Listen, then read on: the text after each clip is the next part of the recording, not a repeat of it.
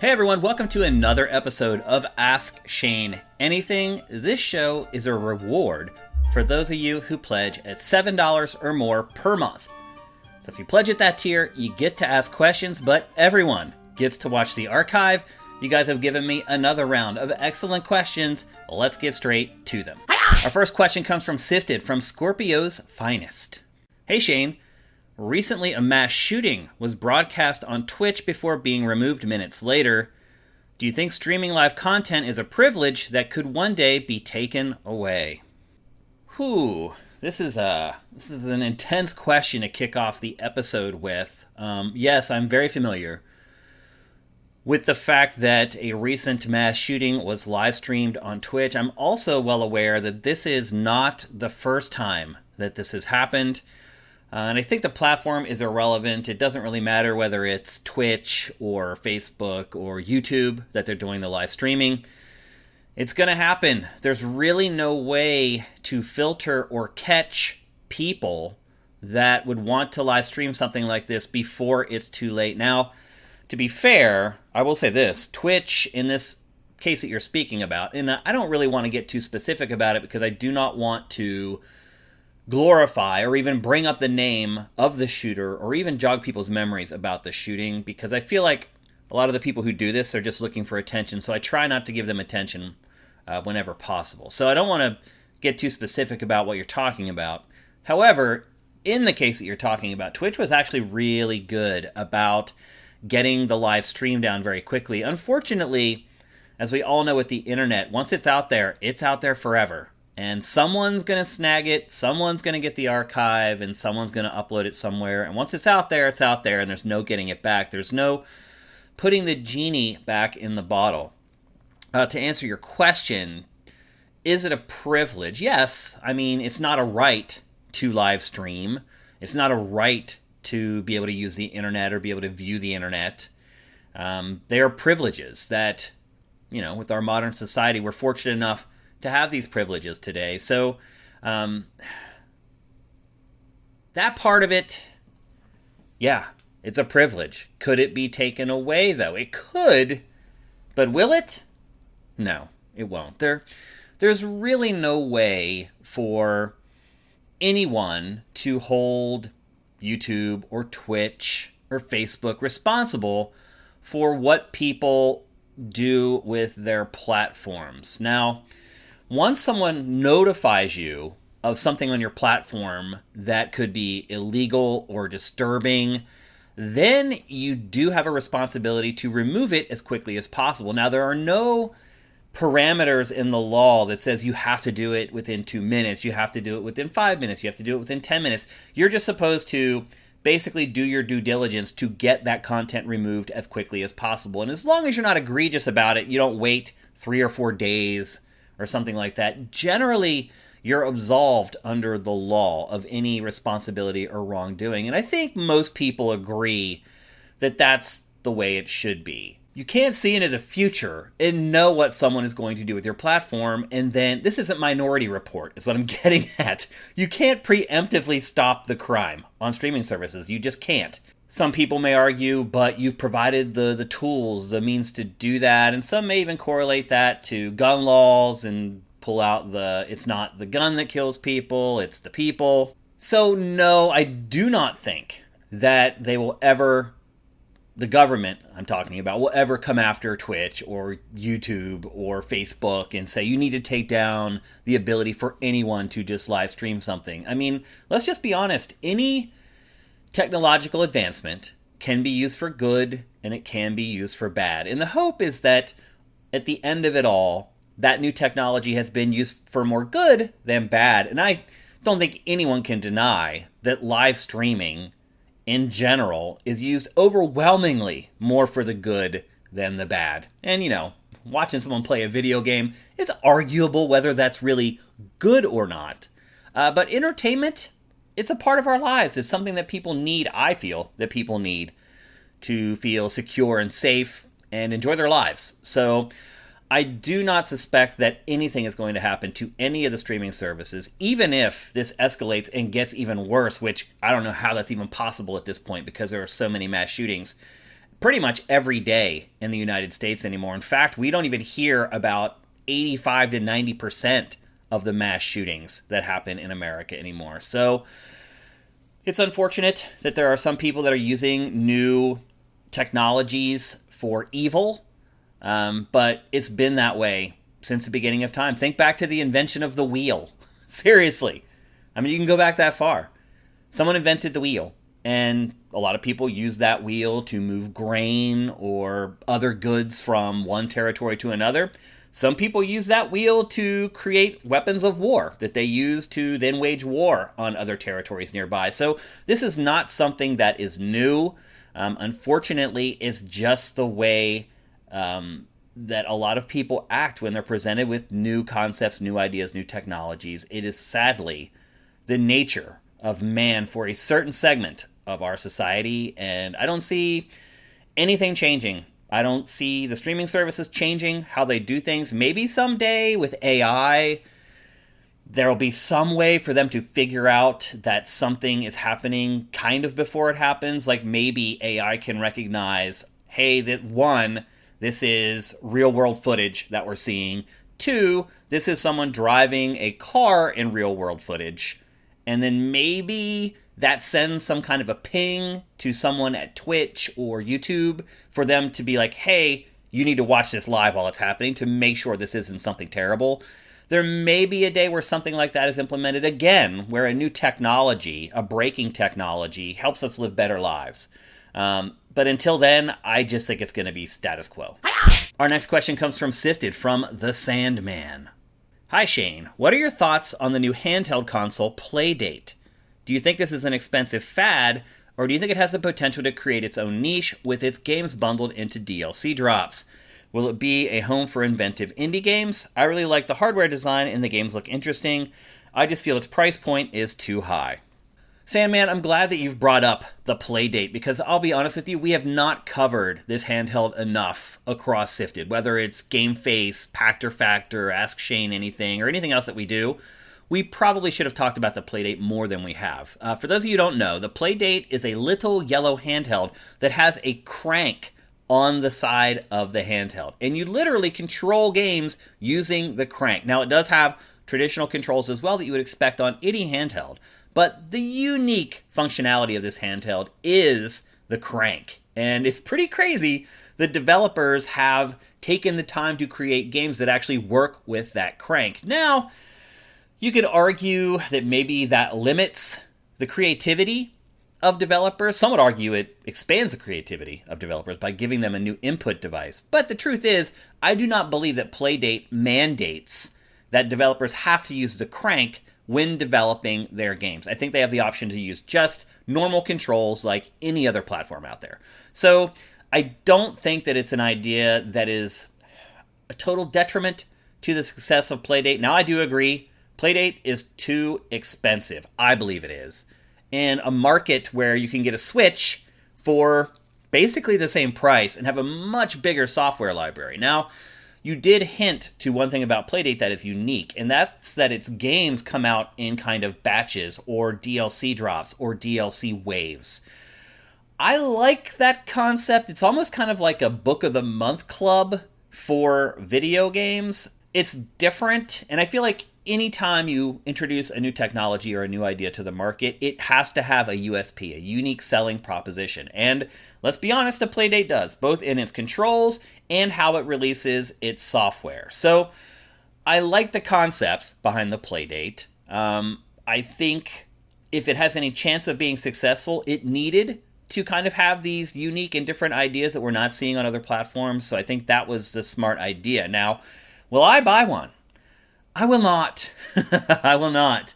I feel like it's too expensive for the concept. Now, I get it. It's not cheap to manufacture something, especially if you're doing small runs of something. Now, if you're producing a console and you're expecting you're going to sell millions of them, it's a lot cheaper to make that console when you're placing gigantic orders, and that can lower the price of production, and therefore you can pass on those savings onto the consumer. That is the problem with Playdate. It can't be cheap to produce, and therefore they have to pass that cost on to us. Let's be honest. Most of the games I've seen for Playdate so far, there hasn't been a killer app, and that's really what it always comes down to. There has to be that game that everyone sees and decides, I need to play that game. And that generally is how hardware takes off. Now, some people may say the crank is the unique selling proposition. I disagree. I don't think you can just add some goofy, weird new control scheme to something and just say that's enough to get people interested. It is a boutique platform. It is something that a very small segment of people are going to appreciate and enjoy. If you spend any amount of time on YouTube looking at gaming content, then you will come across so many of these wacky handhelds from China.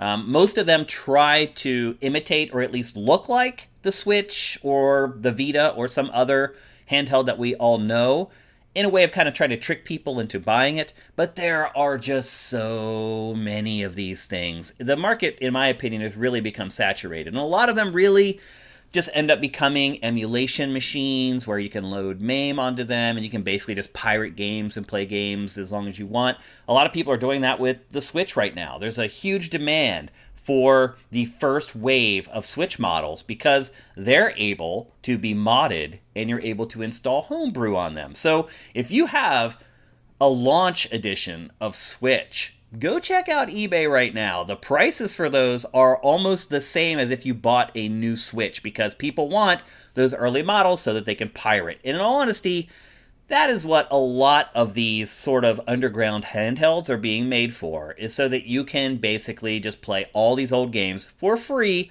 on the go. And I do not know yet whether the Playdate has been jailbroken and people are able to load homebrew on it and therefore pirate with it. But I will say this, and I hate to admit it, if it does get to a point where you can do these things that most people buy these handhelds for, namely pirate games and play illegal software, I think the Playdate has a better chance of success. I hate to admit it, but that's why people buy these things. They don't buy them to play whatever software is available for them. They buy them to basically load MAME or any other emulator onto it and then play games illegally. So, hate to admit that Playdate becoming something that someone can use for illegal means and purposes will make it a success, but that's just the truth. Next up, we have a question from Sifted from Van Halen 619.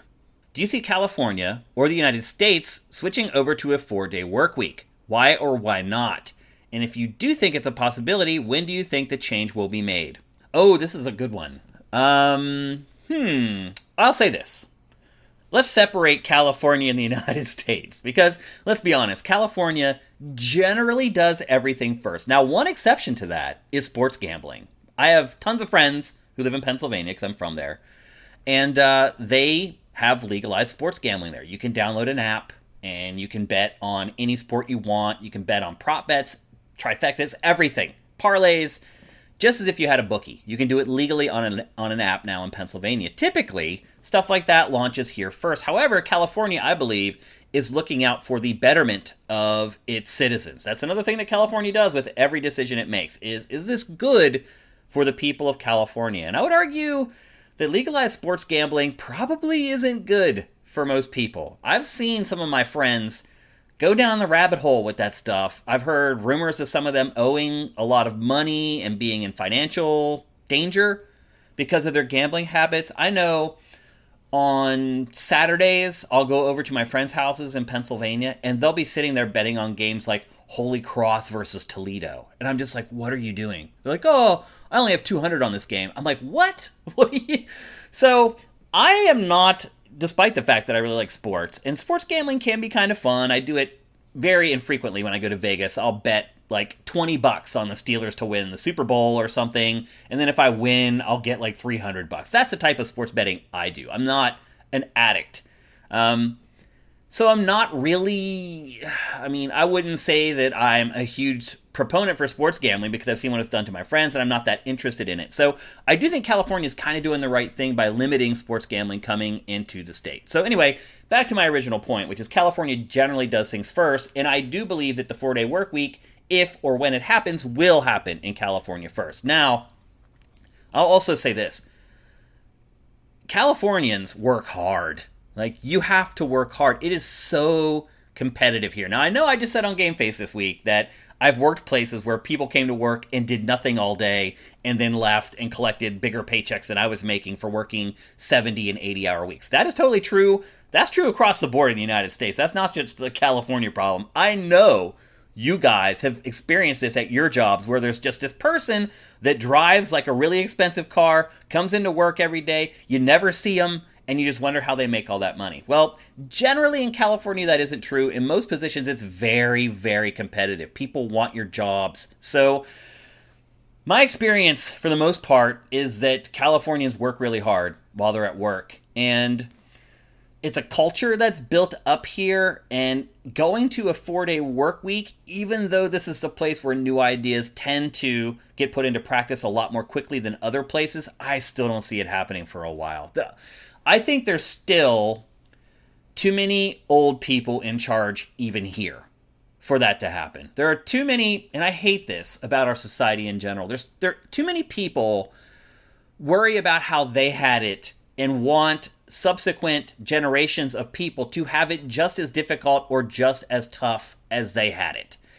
And for whatever reason, the older generation has really dug in its heels about sticking to a 5-day work week, about forcing people to come back into the office after the COVID pandemic, all that kind of stuff. This is all being driven by, and I hate to say it, the boomers. My people who are as old as my parents, people in their 70s, 60s and 70s who just have always worked one way and aren't willing to accept that there's a different way to do it. So I do think it will happen eventually. I do think it'll happen in California first, but I do think it's going to take another 10, 15 years maybe before it's really widespread. It's really, I hate to say it, it's going to take this older generation of people to die before things are really going to change. Now, United States wide, man, I'm guessing in 20 years, maybe it'll be a national thing where a lot of companies are like, you know what, 4 days is enough. Now, I realize for a lot of you people in Europe or wherever, you guys work a lot less hours in general. You get much bigger vacations. You guys get like in most, or not, maybe not most cases, but in a lot of cases, you guys get like 3 months off. Do you realize to get a month off a year, you have to be like VP level in the United States? Most people begin at a job with 10 days of paid vacation. That's it. Now, they may get a couple sick days, they may get like 2 personal days, but most people get 10 days of vacation for out of 365 days in a year.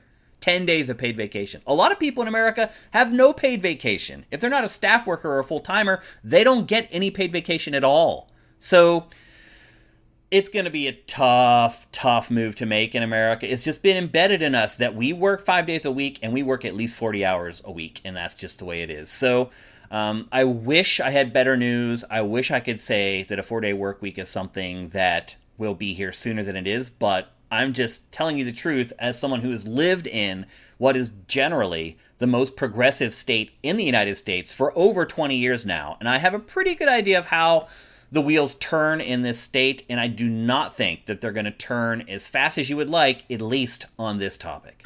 Next up is a question from Sifted from Zet Saber. If you had to leave California, where would you go? A great follow-up to the last question.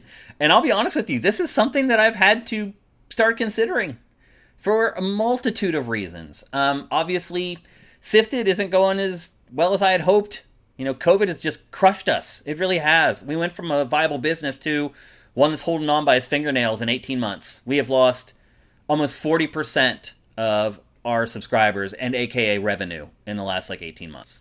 So I've had to think about what am I going to do. I'm not able to pay my bills right now where I'm living. I'm losing money every month. So to pay my bills and my rent, I'm taking money out of what I have saved up throughout my career to make ends meet. So this is something I've been considering in the last 4 or 5 months, seriously considering. Is it better for me to leave here than to stay here? Now, the problem is that my wife has an amazing job here.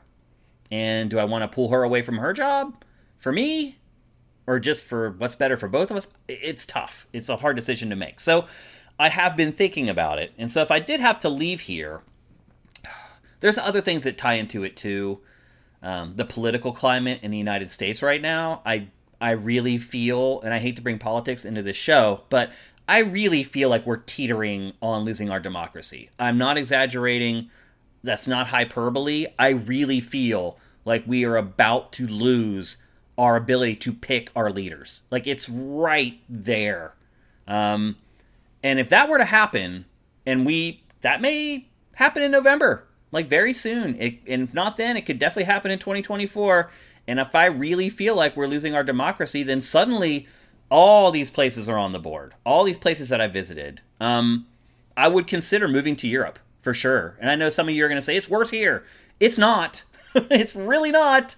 It's easy to say that sitting wherever you're living, and saying that, your democracy is less stable there than it is here. I don't believe you.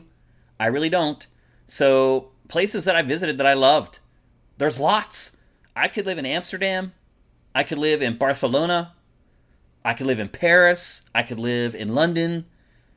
There are tons of places I could move, and I would be completely and perfectly happy. And I am lucky. I don't have kids in that regard. So we wouldn't be digging up their lives and taking them away from their friends to move somewhere else. So I'm fortunate in that way. As far as America, where else would I move? I would move probably back to Philly, Pennsylvania, DC, somewhere around there to be closer to my mom. Obviously, my father, he passed away a while ago. To be closer to my mom and to also be closer to all my nieces and nephews. It wasn't such a big deal living here for a long time because all my nieces and nephews were just babies, basically, and toddlers and little kids. But now they're turning into little human beings who are starting to understand, like, Shane lives way far away. Like, they could never understand that. They were always like, hey, Shane shows up for Christmas and buys us stuff and plays with us for a couple weeks, and then he just disappears. But now they understand. They're old enough to get it. Oh, he lives in California, which is, oh my gosh,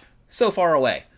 So there's a draw for me to be around my family, my sisters and my brothers and all their kids, all my nieces and nephews. I feel like I'm missing out. So if I did have to leave California and I wanted to stay in the United States, it would be to be closer to all those people. So it would be somewhere in Pennsylvania, probably Philly, maybe Pittsburgh. I'd rather, even though I'm a big Pittsburgh fan for sports, I'd much rather live in Philadelphia. It's a much better, more exciting city. Now, I probably wouldn't live in the city. I would live out in the suburbs somewhere. But I would rather be closer to Philly because it actually is a big city. Pittsburgh, calling Pittsburgh a big city is a stretch to me. So there, DC, New York City, maybe. Not in New York City, like in the burbs, maybe across the bridge in Jersey or something like that. Somewhere in the Northeast where I could get to any of my family members within like a 2-hour drive or so. But hopefully it doesn't come to that because I love California. I've always said I would never leave here unless I had to, but it's kind of getting to the point where I may have to. All right, here's a bonus question for this episode of Ask Shane Anything. We usually answer 4 questions. We're going for 5 because we're sending you guys off into the weekend, and I'm feeling good today. So we're going to do an extra question, and this one comes from Sifted from Alex. What's your favorite show of all time? What's your favorite show currently? Oh, Alex. Those are, again, a tough question. So there's a difference for me between what my favorite show is and what do I think is the best show of all time. Because my favorite show is probably Lost. I almost hate to admit it, but I was never really a big TV person. Like, I watched TV, but it was usually like growing up watching MTV all day. Because that's just kind of the way it was in the 80s and early 90s. Like, if you were a young person, you got home from work or school, and I know this may sound crazy to you, but you got home and you turned on MTV and you just left it on. It was just on. It was background noise. It was whatever. That's the way it was for young people back in the 80s and the early 90s. MTV is what you watched. So I did watch TV growing up, but I never really got into TV shows all that much. And the first show that really got me hooked was Lost. And that was the first time I had ever been a participant in a TV show where you'd watch it every week. You come into work or school on Monday, you talk to everybody about it, you throw out your hypotheses about why you think something happened or what's going to happen next. Lost was great for that. Every episode, there was always a cliffhanger, There was always stuff happening that was a complete mystery that made no sense in the context of the rest of the show. To me, it was the first. It was kind of like the first binge-worthy show, even though you couldn't binge it and you had to wait a week for the show to come out. Now, I will agree, the way everything was wrapped up was supremely unsatisfying, and no matter how many times they try to explain, oh, it wasn't really purgatory, it was. And that was the first thing I thought when I started watching the show. All these people are in purgatory. They're in between living and dead, and ultimately, that's really what it ended up being. I know the showrunners try to say, no, that's not what it was. Yes, it was. They were in purgatory. So I was disappointed in how it was all wrapped up. And I did feel like it was pretty slimy about how they didn't even bother wrapping up some stuff. And they were just like, whatever, we introduced this thing that got people all bent out of shape, and we're not even going to resolve it. Still, I remember what it was like week after week when new episodes would air and coming in and being excited to talk about them. Now, I would argue that, as I just pointed out, it was not the best show ever in my life. It was my favorite, but it was definitely not the best. So now you're asking, what's my favorite show currently? And, oh man, that's a tough one. I would say, I watched some weird stuff. I would say Better Call Saul is up there. There was just a very pivotal episode in that show this past week where there was a character that everybody was wondering what was going to happen to that character because that character did not appear in Breaking Bad, which comes after Better Call Saul. So people assume that this character died or something horrible happened, and they finally resolved that this past week, and I'll say I was a little disappointed in how they resolved it ultimately. But generally, Better Call Saul is just, it is amazing. It's very well written, very well shot, very well acted, paced, everything about it. Just amazing. So it's one of my favorites to be sure. But then I watch other goofy kind of shows. Like I watch this show called Gold Rush that's about gold mining in the Yukon. And I've watched that now for like 13 seasons and I'm still pretty addicted to it, but I'll admit this last season, like I wasn't watching episodes as soon as they went up. I was kind of lagging behind for the first time ever, and I do think that show's been around for like 13 seasons. So a lot like my vacations, I like shows in a lot of ways where I learn something. I don't like or dislike reality shows. I dislike certain kinds of reality shows, like where people are just put in a house and they date and they screw each other and then they screw each other over. I don't care about any of that crap. I did when I was very young, when MTV kind of debuted all that stuff with shows like Rock of Love and The Flavor of Love, the very first dating shows ever. I'll admit, like I got into the first couple seasons of those, but then you start to realize it's just rinse and repeat over and over. So I don't like those types of reality shows, but reality shows where I learn something, like I was into Deadliest Catch for a long time, which is that show where they go up again to Alaska and they fish for crab. I got into that for the first like 6 seasons, but that started becoming repetitive. And then I kind of did the same thing with Gold Rush. So my favorite show currently, I guess I would say Better Call Saul. It is on its final season. And so that's going to have to change here soon because it's not going to exist anymore. Breaking Bad, I think everybody at this point accepts or realizes how great that show was. So that was also one of my favorites. I also was a huge fan of Game of Thrones. And again, that's another show that didn't wrap up perfectly, but I also don't think that the ending was as bad as everybody makes it out to be. I just think people were so supremely disappointed in how everything was wrapped up, and I think they were being a little irrational about it. And I think a lot of people, too, who never liked Game of Thrones in the first place, have used the ending of Game of Thrones to project their feelings on the show all along. There are some people that think the show was terrible all along. And the way it ended, now they've got some fuel on their fire that other people have thrown on the fire because the ending wasn't what everybody wanted.